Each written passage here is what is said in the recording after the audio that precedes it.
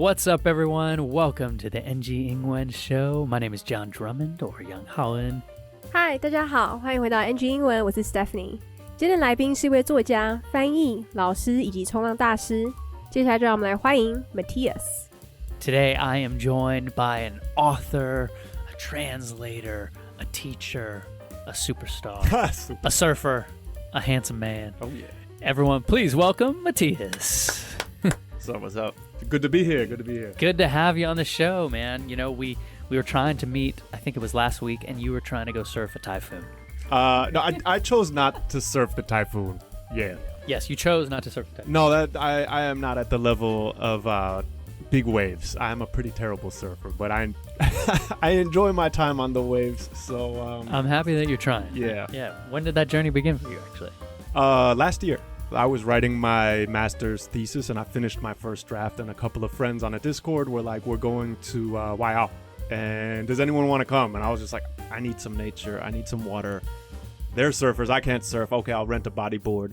And then I got home that night, and after writing in Chinese for months, I had the best night of sleep I had in ages, just from bobbing in the waves. And then a month later, I was like, all right, I'm taking surfing lessons, and it's addictive.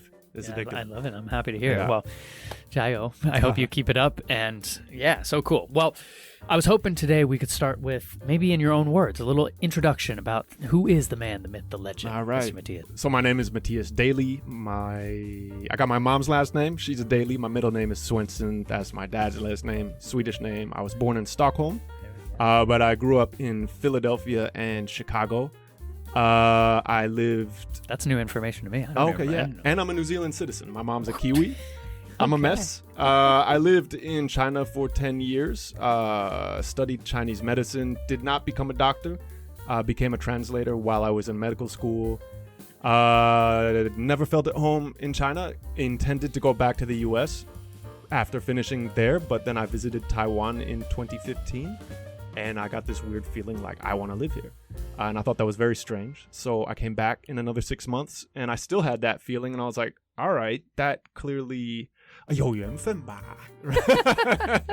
And so then in 2018, I moved out here, and I have never regretted it. And having like many people, love living in Taiwan. It's a great place. Kind of thinking maybe about the career side of things. You've been focusing on translation and teaching, I'd say, most primarily, and then your book. Yeah.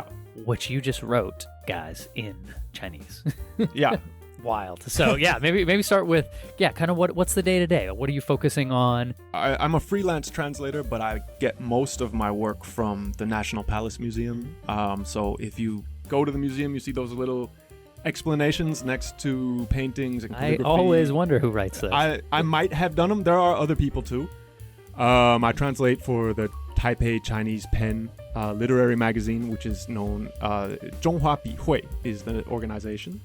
And then my own books. I'm putting out a book next year that I translated in the US from a Chinese book called 单道实讲, which is about Taoist meditation. Yeah, is that meditation? Okay. Yeah. Very cool, man. And I'm also working on a PhD in translation at 师大 at NTNU. And I graduated with a master's from NTU last year in the Chinese literature department. Accolades. Nerd. Big nerd. I love it. No, it's... Oh, and I love graffiti, and I'm wearing this shirt here, which is a Taiwanese graffiti brand, which is... Ooh. So, yeah, that's just a passion of mine. Of course, at the legal walls down, like, in the riverside, parks, right? By the rivers, yes. It's funny you say that, because when you walked in, I was like, wow, I take my dogs to the riverside every day. And I was like, this looks eerily similar to some designs You may have seen some of these artists. Oh my gosh, that's cool. Shout that. Do you remember any of their names? Oh, this brand is called Message or Message. Nice. I ain't naming names here. It's a secret. There we go. Love it. So take us through maybe then the process of writing your first book. Well, you've been published many times, but this is your first full book, original piece in Chinese. What the heck? Well, to be honest, it was my master's thesis at NTU. Got it. To start with. And I hoped that it might become a book, but of course I wasn't sure. So I have been interested in Taoist philosophy and meditation for a lot of years, and read a lot of books related to that when I was studying acupuncture. And having the opportunity to do research at NTU was wonderful. I got to spend a lot of time in the special collections at the library, poring over ancient books. I mean, I think the oldest book I touched with my own hands was from the Ming Dynasty. So really ancient manuscripts. That was pretty cool. And then I just read enough that I absorbed enough information that I could see where there were problems with modern scholarship. And I decided to write my own reaction to some of the common understandings about Taoist meditation. And I spent about eight or 9 months writing it, writing 1,000 characters a day. And I finished in July of last year, graduated in August. And I had to change the material a little bit after the publisher accepted it, but it's more or less a modified version of my master's thesis. Will be published as a book this year. Congratulations. Thank you. That's really a beautiful accomplishment. And yeah, 8 months consistently, 1,000 characters a day. yeah. Well, not every day. That was the goal. Okay. That was the benchmark. Sometimes I quit early and went down to 23 and grabbed a beer. Nice, love 23. 来宾说他的全名叫 Mattias Daly， 那他的姓氏是跟着母亲姓，那父亲的姓氏孙神则是他的中间名。那在斯德哥尔摩的瑞典出生的，那他后来搬到了美国的芝加哥还有费城长大。那他同时是一位纽西兰公民，因为他母亲是纽西兰人。那他曾经在中国居住了10年，并且在医学院选修了中药，可是后来没有选择当医生。那在医学院的时候就成为了一名翻译。但是来宾分享他在中国住的时候，他并没有觉得像家的感觉，所以当时正打算回美国。但在2015年的时候，他来到台湾旅游，当时他就有个很奇妙的感觉，让他觉得想要住在这里。所以回去半年之后，还是甩不掉这种感觉，因此他就认定应该是缘分咯。所以2018年的时候，他就搬来台湾了。那来宾也分享，他目前是一位自由工作者翻译员，那他主要的工作量来自故宫博物院。所以如果你去博物馆的话，在画的旁边会看到一些解说，那来宾就有负责过一些。那他目前在帮中华笔会翻译，他目前也翻译过他自己的书籍，像明年他在美国推出的书是单到10讲的英文翻译，那主要是在讲道教冥想。他目前也在师范大学取得翻译的博士学位，那去年他在台湾大学取得中文文学的硕士学位。那来宾也分享他很喜欢涂鸦，也都会到河边的合法涂鸦墙创作。来宾说他曾经推出过书籍，但这是他第一次使用中文出书。那来宾说这其实是他的硕士论文，因为他在研究针灸的时候就对哲学、道教以及冥想感兴趣，所以在做研究的时候他花了很多时间在图书馆看各种古老的书籍。那他也分享他看过最老的书应该是明朝时期的。那后来他吸收了足够的资讯之后，他发现了现代学术上的一些问题，所以他决定写下自己的想法。他后来花了8到9个月的时间，每天写超过1000个字。后来在去年7月的时候，终于写完了。他后来内容稍微做了微调之后，就被出版社接受了。那我们来复习一下刚刚来宾跟主持人提到的一些片语跟词汇。那来宾提到的 Kiwis K-I-W-I-S， 虽然听起来很像是 kiwi 奇异果，但其实纽西兰人会自称 Kiwis 的主要原因是因为奇异鸟。那因为它代表着纽西兰的象征，那因为第一次世界大战之后，他们的军人就被称为 Kiwis， 所以一直沿用到现在。那第二个就是 John 提到的 Accolade A-C-C-O-L-A-D-E， 意思是赞赏跟荣耀。那第三个就是 Acupuncture A-C-U-P-U-N-C-T-U-R-E， 意思就是针灸。那我们继续来听接下来的专访吧。A little bit off topic, but something that maybe we were discussing off air is the concept right now that you're doing a ton of translation work. You're really helping people with interpretation and understanding really the feeling behind the Chinese language in a way that's accessible for foreigners. With the rise of AI, how are you trying to navigate that now as a translator, as a teacher, as someone who really cares deeply about the human connection of language? For me, it's always been important with translation that you have spent time in the culture, in the countries of the languages that you're translating, that you know people who grew up speaking those languages, that you know the literature, the aesthetics, the history, the feeling. And so I spent 10 years in China. I've been in Taiwan for over 5 years. These are both countries with distinct cultures, but where the Mandarin language is widely used. It's not the only language, but it's the major language.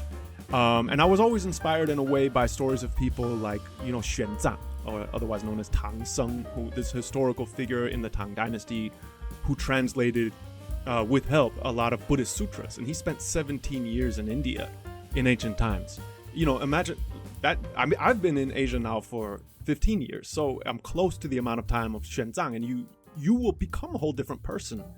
Not just once or twice, but many times as you spend so long in another culture. And when I translate something that's quite specialized, related to, for example, Taoist or Chan Zen philosophy, I'm not just drawing on a dictionary. I'm not even just drawing on books or articles. I'm drawing on hundreds and hundreds of hours of conversations I've had with people who this is their life.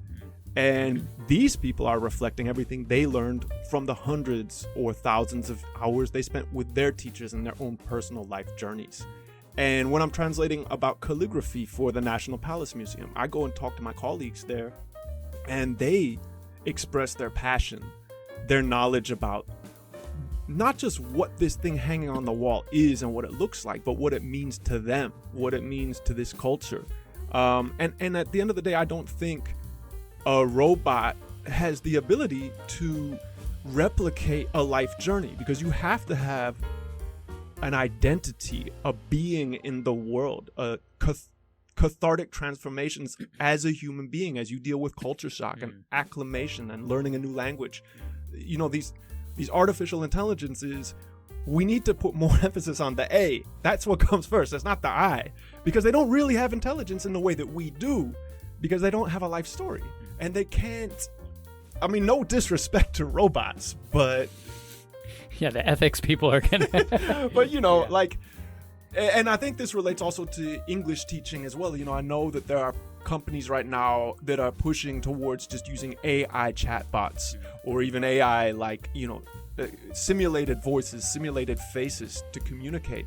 But we have to ask ourselves at the end of the day, if we go to a museum, if we read a book, or if we take the trouble to learn another language, is it simply to gain another line on a resume?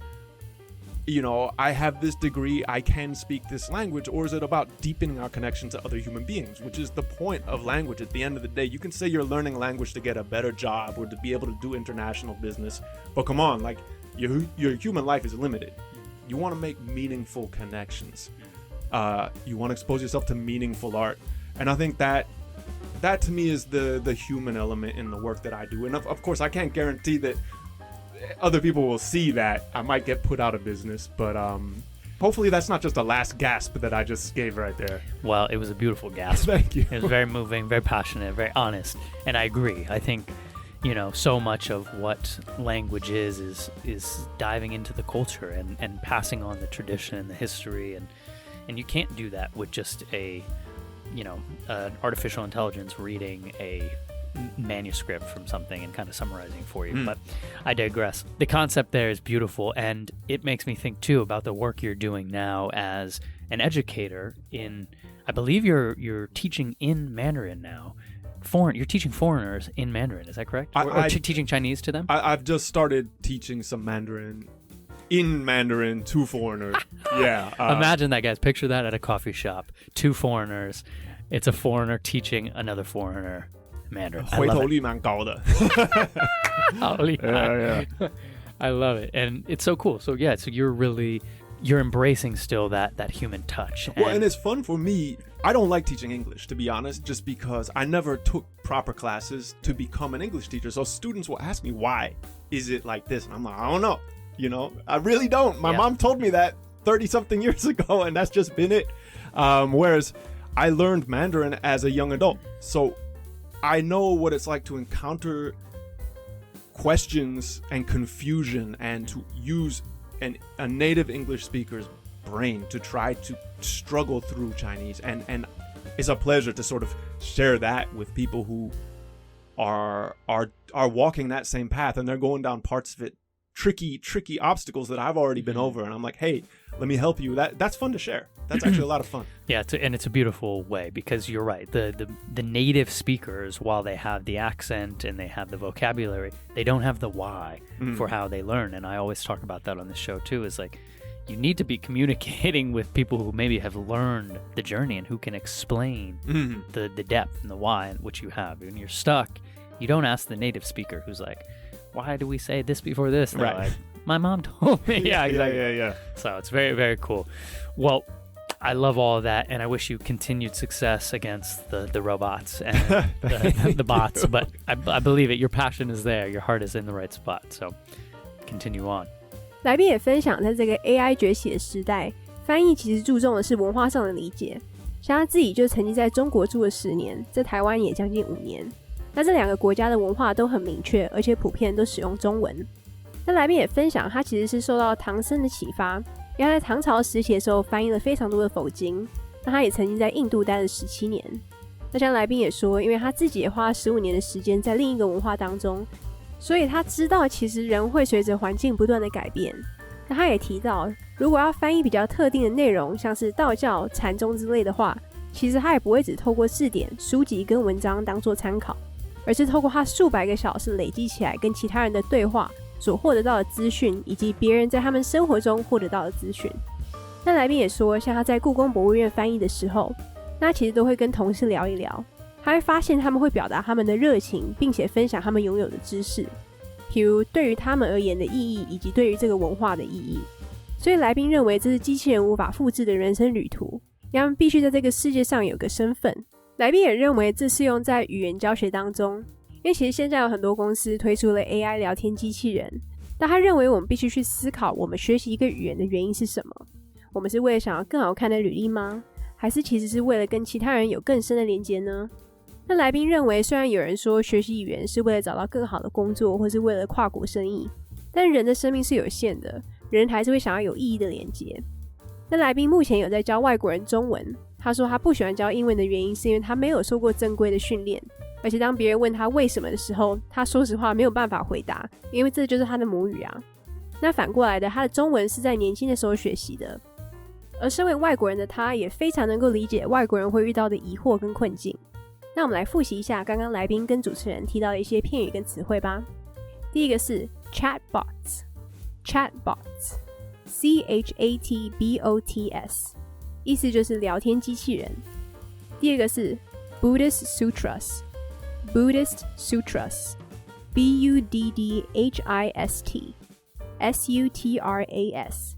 意思就是佛经。那我们继续来听接下来的专访吧。But do you mind if we switch gears a little bit Sure. to talk about kind of the eclectic, beautiful journey that you've had in this life of living all over the place? But maybe we can start with your Mandarin journey, though, in the sense of when did that begin? When did you think, like, actually learning Mandarin might be useful to my journey? When I was 15 years old, I started doing praying mantis, Northern Shaolin 7-star praying mantis, Kung Fu, in Chicago.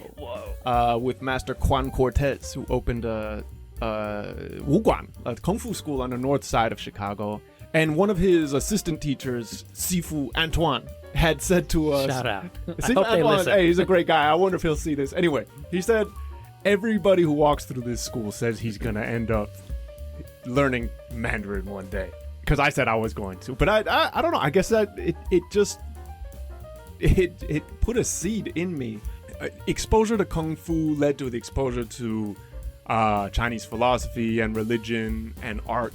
And eventually I learned about acupuncture. And all of these things fascinated me. And I ended up being a Chinese major in my first year of college.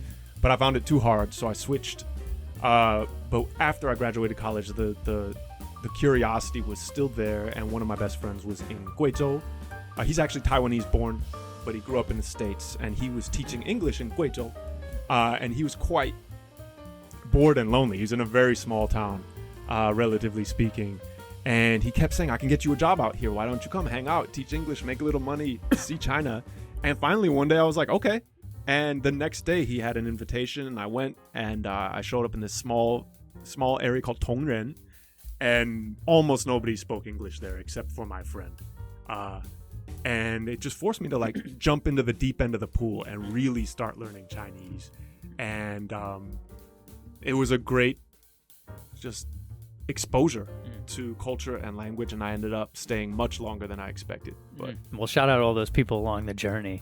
And thinking about that too, do you remember any pivotal moments with your Mandarin where you were challenged or where you really felt you overcame an obstacle or you really leveled up to that next plane? It's kind of funny. The first time I really felt like I leveled up, I had been studying Mandarin for about not quite a year and a half, and I bought a phone card. They called them IP ka.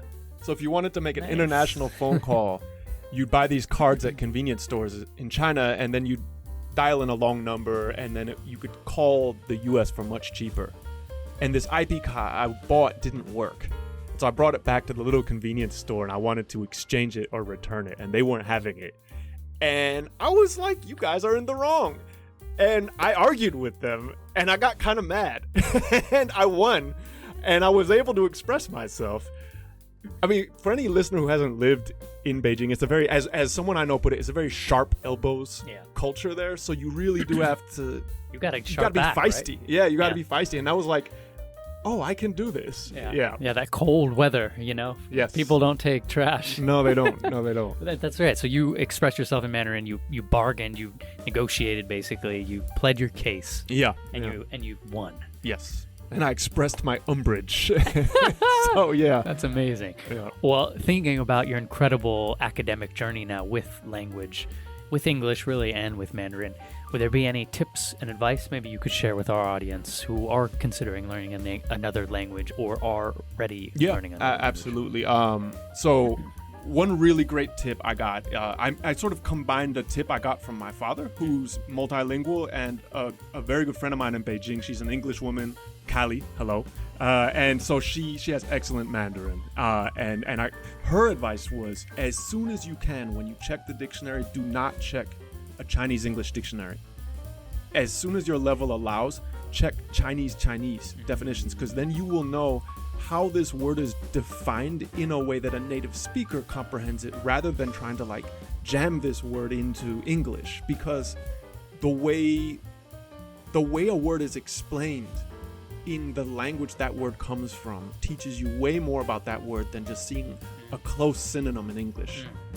I love that. And then my father's advice, which is very time consuming but very worthwhile, and I'm very grateful for it, was copy definitions by hand.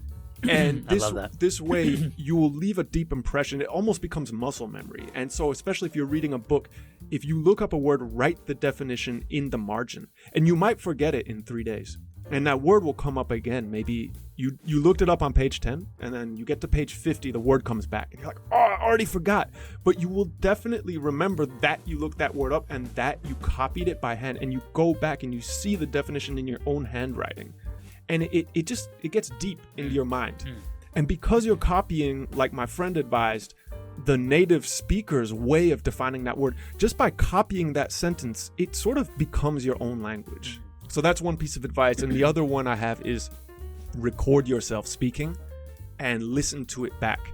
Especially if you have a textbook that has, I guess they won't have a CD anymore, but an MP3 or a video with somebody talking. Just choose a short passage, maybe 30 seconds. Doesn't need to be longer than a minute. And listen to that person speak that passage, then pause it, and you read the same characters. 30 seconds, 1 minute, that's enough. And record yourself, and then play yourself back. And I promise you, the first thing you will think is, oh my God, my Chinese is terrible. 怎么那么难听啊? Right? But pause it, go back to the beginning, listen to that person again that the textbook provided, see where you could improve. How can you speak more like him or her? Then record yourself again. You will definitely, within 1 or 2 tries, make an improvement. And if you spend a half an hour doing this, within a half an hour, if you compare your first recording at 5 o'clock and your final recording at 5:30, you'll be like, oh my goodness, I've made a huge improvement. And then don't do this again for 2 weeks. Don't do this every day. Put it down and just go about your life, and then try this again in another 2 weeks. And you'll be shocked. Like the improvement you'll make will be remarkable, and your confidence will go up because you've heard your own voice getting better. And then you won't be worried about, do other people hear my voice and think I sound stupid? Do they think I sound funny? Do they think I sound like I'm not a native speaker, right? Because you're like, no, I'm getting better. I know I sound okay. And so, that confidence and not feeling afraid to open your mouth in front of people is so key. I love it. Really, really timeless right there. 来宾说他会接触中文是因为他在15岁的时候曾经在芝加哥学过功夫。那当时有个助教叫 Antoine 师傅，曾经跟他们说只要走进这间学校的人迟早都会学中文。那当时在他心中种下了一颗种子，也因为接触到功夫的关系，所以接触到了中国哲学、宗教跟艺术，这些都令他非常的着迷。于是在他的大学的第一年，他选修了中文文学，可惜因为太难了，所以他后来转系了。那后来毕业之后，他还是很好奇，那因为他刚好有一位在贵州教英文的台湾朋友，那因为他在一个相对比较小的镇上，所以就邀请来宾说他可以帮他找工作，所以叫他去贵州赚点钱，顺便来看看中国。那所以有一天他终于答应了，但是到了之后他才发现除了他的朋友之外，没有人会说英文，因此他不得不开始学习中文。来宾学了1年半的中文之后，才发现自己进步了很多，因为他当时为了打国际电话，必须到当地的便利商店买一张卡，可是他发现无法使用的时候，就回到店里要求退换货。那这时店员就跟他起了冲突，但是后来来宾很清楚地维护了自己的权益，最后赢得了这场争论。那来宾分享，因为北京文化属于比较竞争的地方，所以必须非常的好斗。那来宾也分享他的朋友跟父亲在他学中文时给了蛮有用的建议，就是当自己的中文程度到达了一定的水准之后，就不要再用中英字典了，相反的应该去看中文字典的解释，因为这样才能真正的了解字的意思，而不是得到一个英文的同义词。那他的父亲建议就是用手抄这些解释，因为这样就成为肌肉记忆了。那最后来宾也建议大家录下自己说话的声音并且回放，尤其如果有课本的音档，那可以先听然后再录。虽然一开始大家都会觉得自己怎么听起来很奇怪或是很难听，但是听完自己的录音后，要去思考如何进步并且更贴近当地人的说法。就这样子，只要练习个半小时左右，就会发现自己进步很多咯。那我们来复习一下刚刚来宾跟主持人提到一些片语跟词汇。第一个是 sharp elbows， sharp elbows